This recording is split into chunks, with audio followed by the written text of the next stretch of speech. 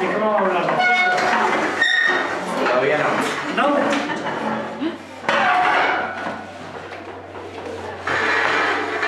Bueno. Bueno, siéntense, yo les grabo. No, también ahí me parece. No, para ahí. Ah, sí. Ustedes. Bueno, nosotros por ahí queríamos empezar preguntando sobre qué recuerda usted de la adolescencia, de cómo fue que llegó a impulsar como rebeliones o revoluciones o cosas que quería defender de sus ideales y cómo por ahí se compara con qué hacemos nosotros como adolescentes en la actualidad, en el día de hoy, en la cotidianidad, todos los días, o qué hacemos para defender lo que nosotros creemos. La vida de cada uno es distinta, ¿no? Uno viene de distintas experiencias. Yo provengo de un hogar muy pobre, ¿no? Mi madre muere cuando no había cumplido todavía los 3 años. Así que fui a un asilo de chicos huérfanos, ¿no? El patronato español. Y ahí estuve casi hasta los 10 años, ¿no? Pero eran monjas carmelitas muy severas. Me acuerdo que teníamos el rigor, nos pegaban, qué sé yo, y yo cada vez que me pegaban me les tiraba encima, las mordía, pobre monja, deben haber ganado el cielo, ¿no? Era increíble, ¿no? Entonces después cambiaron el método. En lugar de pegarme, me daban un caramelo. Y entonces cuando yo seguía haciendo lío, me mandaban con la portera, que se llamaba Josefa, era una gallega tremenda, pero me decía, bueno, estás haciendo mucho lío, andar con la Josefa. Y la Josefa, cuando terminó de trabajar, estaba en el patio, en un rincón, y tallaba en madera. No hacía pequeñas figuras así para los pesebres. A fin de año hacía unos pesebres que eran como esta sala de pastores, ovejas, vacas, niño Jesús, de todo eso, ¿no? Y un día me dijo, ¿querés tallar? ¿Aprender a tallar la madera? Sí, me dio un cortaplumas y una madera y ahí comencé a trabajar, a tallar. Entonces, pero después cuando salí de ahí, estuve viviendo muy poco tiempo con mi padre y vendía diarios. No, yo era de diario, vendía, me inventaba las historias, ¿no? Para que la gente compre los diarios, eran todas mentiras. Me mandaba unos dramas terribles, ¿no? Y en ese entonces, ustedes, bueno, mucha gente ya adulta no sabe, pero en Plaza de Mayo, alrededor de la Plaza de Mayo, estaban los libreros muy parecidos a lo que hay en el Sena, en París, ¿no? Que vendían libros usados. Entonces yo tenía preferencia por un librero que él nunca supo mi nombre y yo nunca supe su nombre, pero que fue uno de mis primeros maestros, ¿no? Yo le llamaba Don y él me llamaba Pibe. Entonces la relación era entre Don y yo, que era el Pibe. Y ahí comenzamos a una relación, me recomendaba libros, con lo que me pagaba el patrón que tenía, el diarero. Con eso yo me compraba libros usados, no me podía comprar un libro nuevo, ¿no? Pero después comencé a trabajar en el barrio, en la parroquia. Mi vida era de los conventillos que ahora no están, ¿no? Pero toda la zona del barrio San Telmo, La Boca, eran conventillos, que eran los lugares de inmigrantes y de los antiguos esclavos. El compañero de juego, de chico, eran hijos de esclavos. ¿no? Entonces íbamos mucho a La Boca y San Telmo era nuestro mundo, pero, y bueno, me eduqué con los franciscanos, que era una escuela gratuita, no para chicos pobres, y entonces la escuela primaria la hice con ellos, ¿no? Bueno, yo había salido del colegio de monjas, ya estaba en tercer grado y después seguí con los franciscanos. De ahí viene mi formación franciscana, ¿no? Pero lógicamente que los franciscanos tienen opción por los pobres, por los más necesitados, por la ecología. San Francisco era una persona que pensaba mucho en la madre naturaleza, la tierra, los bienes de la creación. Y después de eso yo me fui a vivir con mi abuela, que era una india guaraní, en Aedo. Después fuimos para la catarata del Iguazú. Pero mi abuela era una persona iletrada, pero sabia, ¿no? Tenía una gran sabiduría.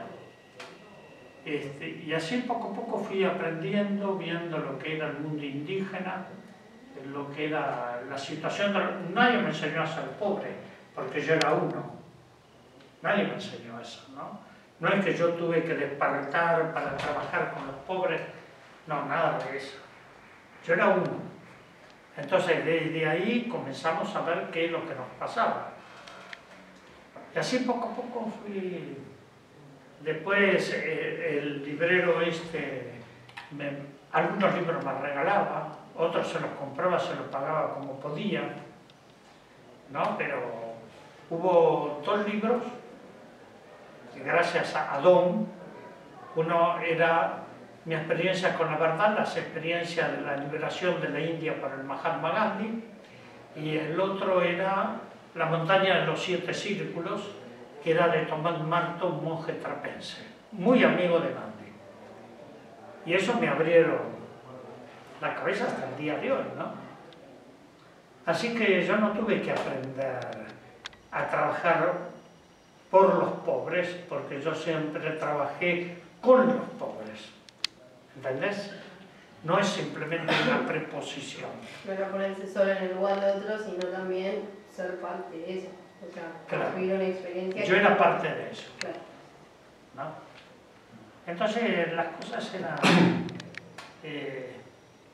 eran naturales, no hubo un momento en especial que uno se cae del caballo y se ilumina, no, nada de eso. Es un toma de conciencia, un trabajo permanente a partir de la realidad que vivía. Por eso yo siempre mi trabajo es desde el territorio. Es eso. No hay nada extraordinario, no. Es un caminar, una cosa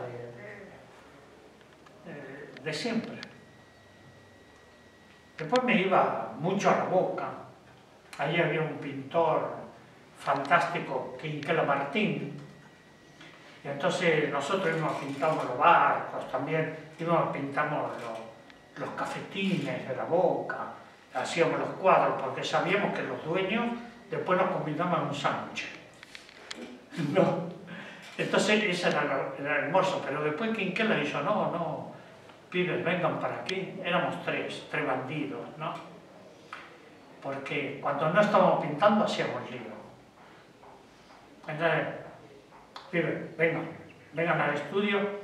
Entonces nosotros todos los domingos religiosamente era como ir a misa, terminábamos de pintar, nos íbamos al taller de Quinquela Martín a comer tallarines.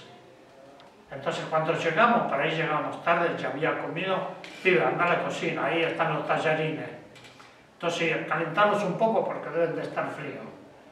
Calentábamos tallarines, les poníamos la salsa, nos dábamos unos banquetes de locura con Quinquela, el gran pintor de La Boca, ¿no?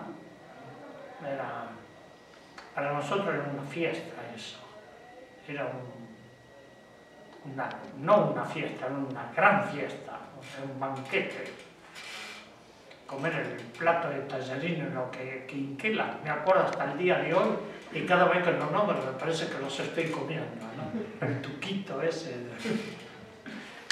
Increíble. Eso. Sí, que son cosas que por ahí ahora para nosotros es natural tener un plato de comida todos los días, entonces lo naturalizamos y no valoramos las pequeñas cosas que si no las tuviésemos quizás Claro, sí, no sí. estaríamos como estamos ahora. Sí, sí. Para nosotros todos los días es una fiesta, ¿eh? No es que éramos amargados, nada de eso, ¿no? Ayer decía en una reunión, ojo, si ustedes ven a un militante amargado, no es un militante, es un amargado. Así que nosotros siempre teníamos eso, íbamos y jugábamos al fútbol. Después, con mi abuela, bueno, fue otra etapa. No, aprendí mucho de mi abuela, por eso fue mi gran maestra, ¿no? La abuela era... y yo de chico entendía el guaraní. Además tenía una cotorra que yo le enseñaba a putear en guaraní a la cotorra, ¿no? Y mi abuela cuando aparecía el cartero, la cotorra le daba con todo, ¿no? Y mi abuela me corría con la escoba. Claro, yo era más rápido que ella, pero por ahí me descuidaba y me daba un escobazo. Pero era así, era tratar y había cosas muy interesantes que siempre me acuerdo que a la casa de mi abuela llegaban muchos paraguayos, hombres y mujeres, primero los hombres, después llegaban las mujeres, ¿no? Y eran los que escapaban del Paraguay por la dictadura de Stroessner, ¿no? La mayoría eran militares, eran aviadores o militares que tuvieron que huir porque estaban en contra de la dictadura de Stroessner. Y llegaban a casa, entonces la casa estaba llena de colchones, de frazadas, y la gente dormía por las galerías, en el garaje, en el comedor, pero así. Pero, ¿qué pasaba? A la mañana enrollaban todo y salían para ver qué iba a pasar, o se reunían en el comedor para tratar la situación del Paraguay. Y por las noches comenzaban a aparecer las arpas indias, las guitarras, las mujeres bailaban el baile de la botella. ¿No saben cómo es eso? El baile de la botella, que las mujeres bailan con una botella en la cabeza. Una hermosura, ¿no? Y hasta se agachaban para agarrar con la boca un pañuelo del piso y no se le caía la botella a la cabeza. Y no la pegaban, la ponían.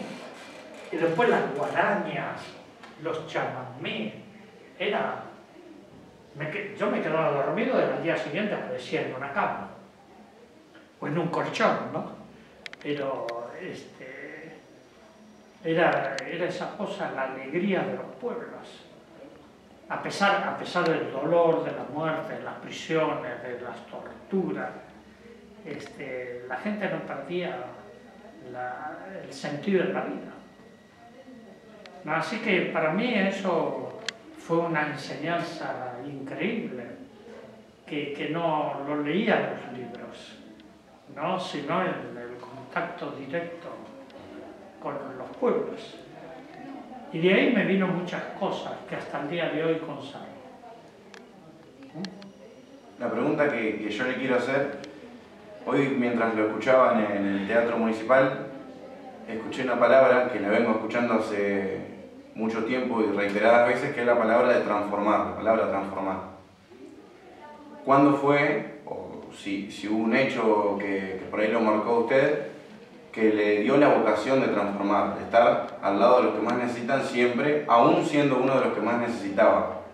¿Qué fue lo que ocurrió? ¿Qué fue lo que pasó? ¿O sinceramente fue algo sobrenatural que le llegó?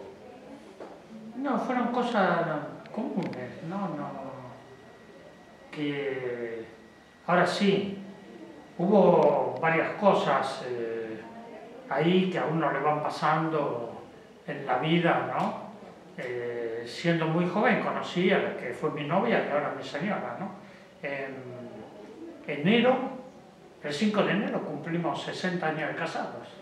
Ya somos como los dinosaurios, una raza extinguida, ¿no? Porque hoy los matrimonios duran re poco. No, pero que fue de chica una compañera de lucha, de ideales, de trabajo. Ella es música, es compositora, ¿no? Hace obras corales, cosas. Hasta tiene tangos con poemas de un amigo, de Julio Cortázar, ¿no? Le voy a mandar con Julio, cuando vaya, le voy a mandar algunas obras de ella para que las escuchen, ¿no? Pero ella me ayudó mucho en todo sentido, ¿no? Me aguantó a mí, que no es poca cosa, aguantó mi prisión, el exilio. Estuvimos en el exilio en Suiza, en Bélgica, en Francia, en Alemania, después en Ecuador, siempre ahí firme, ¿no? Firme.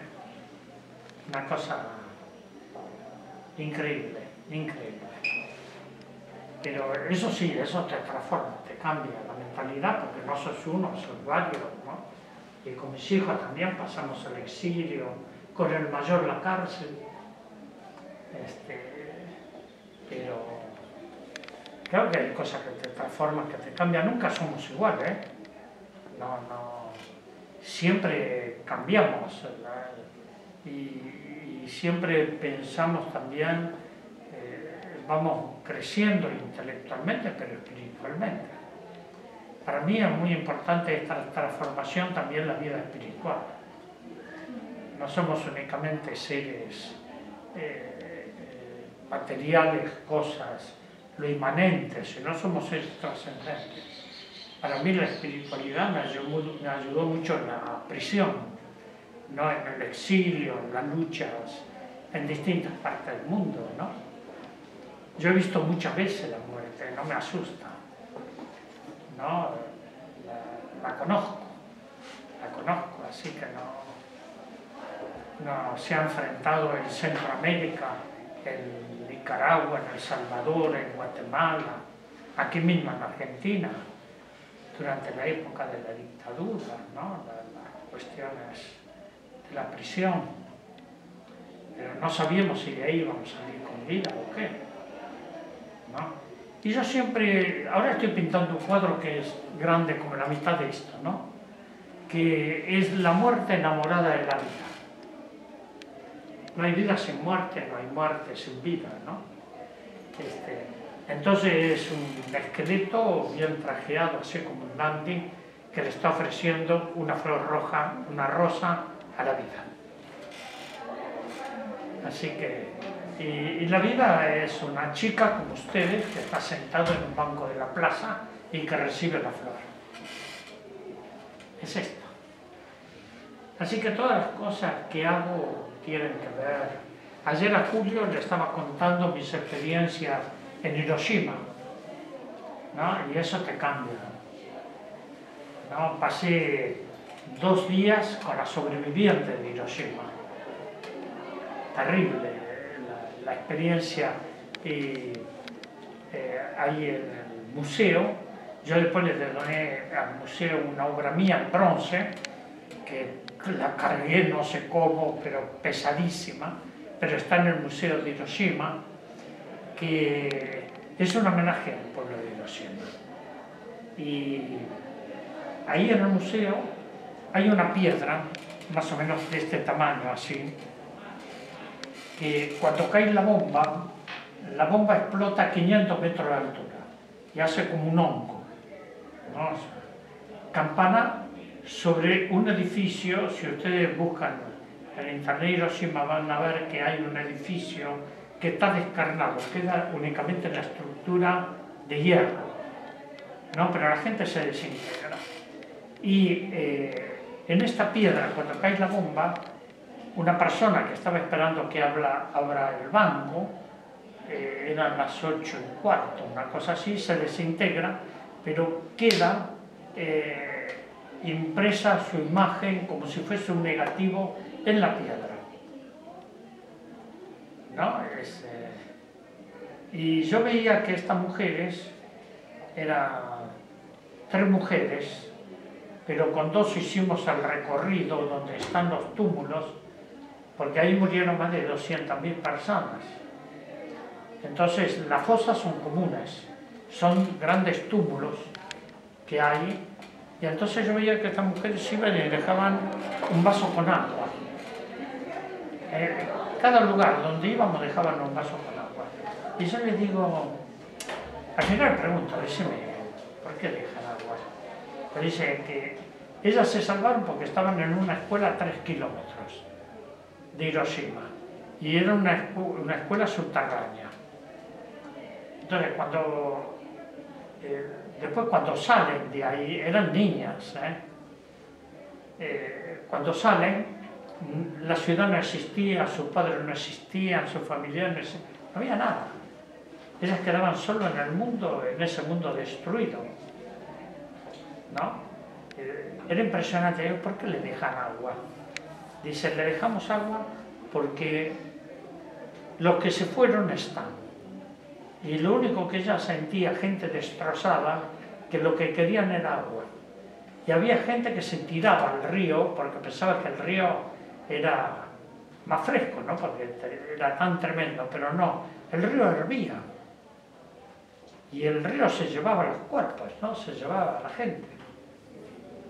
Entonces, cuando uno ve todo ese horror y todavía está la esperanza, es que es posible otro mundo. A pesar de toda la locura, ¿no?, del ser humano. A pesar de todo eso. Y claro que eso te transforma, eso te cambia. Yo ayer contaba que estuve en Irak 12 días, fui de Amán, Jordania, a Bagdad, hice 2000 kilómetros de desierto. ¿Cómo no te va a cambiar esto? Eso te cambia. Aunque no quieres, te cambia, ¿no? Cuando vives la muerte, la destrucción, pero también, yo le puedo decir, en el hospital de Bagdad, los hombres y mujeres, los médicos, la doctora de ahí, de las médicas, ¿no? Mira, hacían un trabajo extraordinario. Y nosotros lo único que le llevamos era agua. La camioneta que llevábamos era agua, nada más, agua. Y era como si hubiesen recibido el tesoro más precioso del mundo, ¿no? Y esa gente hace milagros en el hospital. Pero también pude ver el dolor ahí en el hospital, ¿no? Bueno, que todo eso te transforma, te cambia. Terminando porque Adolfo está cansado. Bueno. Un aplauso, chicos, para Adolfo. Ustedes nunca tienen que perder la esperanza, y no dejen de sonreírle a la vida, eso es lo que les dejo. No, en los momentos más difíciles siempre hay una luz. No desesperen. No, nunca. Siempre hay una posibilidad de cambiarlo. Y esa posibilidad de cambiarlo es la revolución más grande que pueden hacer en sus vidas. Bueno, lo mejor, chicos y chicas. Chao. Gracias. Vamos a comer las empanadas antes que se coman todo. El último momentito, la gente de la agencia, un segundito, con Francisco, Juan Cachiri y Carolina Ferrer, de la Facultad de Ciencias Sociales, hemos elaborado el libro que es Juicio Montepeloni, que se hizo el año pasado en la facultad, y bueno, y registra un poco todos los momentos que se llevaron adelante, con los testimonios, con las crónicas de cada día, y bueno, es un trabajo importante que refleja un momento histórico para la facultad y para la ciudad de Olavarría. Qué bueno, gracias. Así que bueno, queremos regalar uno. Gracias. ¿Nos sacás? A ver, salimos aquí porque tenemos luz atrás.